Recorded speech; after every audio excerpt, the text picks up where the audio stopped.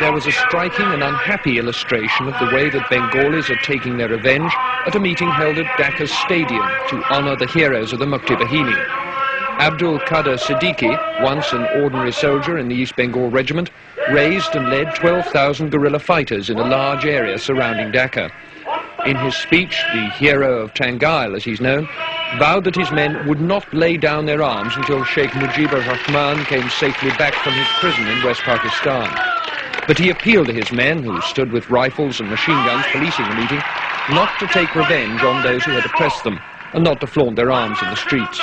As he spoke, 5 men, said to have been caught looting and abducting some women, were brought to the back of the rostrum. They were bound and beaten by Siddiqui's men.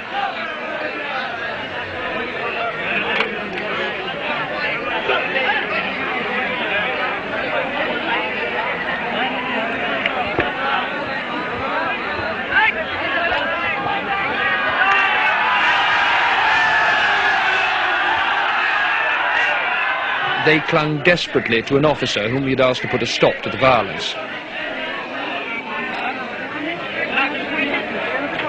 But the violence didn't stop, and along with other television crews, the ITN team left the scene. Moments later, General Siddiqui himself, who had earlier urged restraint on the crowd and promised the prisoners a fair trial, himself took a rifle and helped bayonet them to death, firing a bullet to finish off one man. It's not surprising that the 24,000 Pakistani prisoners of war now in Dhaka's cantonment should fear the Bengalis' vengeance. That's why, until now, they've been allowed to keep their weapons. The Indian Army was not certain it could protect them. But at last, at a formal ceremony, the officers of Pakistan's Army, Navy and Air Force laid down their arms. It was a somewhat theatrical event. General Gandharv Nagra assured the officers that they would be treated with the utmost correctness according to the Geneva Convention. We shall provide all protection and safety. No measures of reprisals would be taken.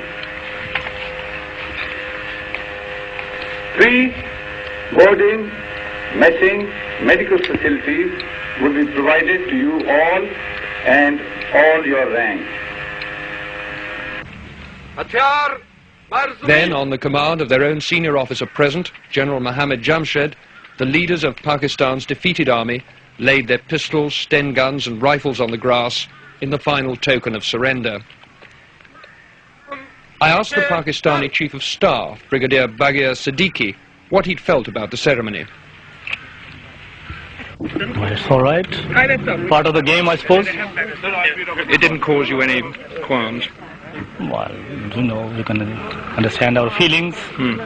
But as the General said, this does happen, and so people have to play the game, and I think it's a part of the game. We have to accept it in good grace.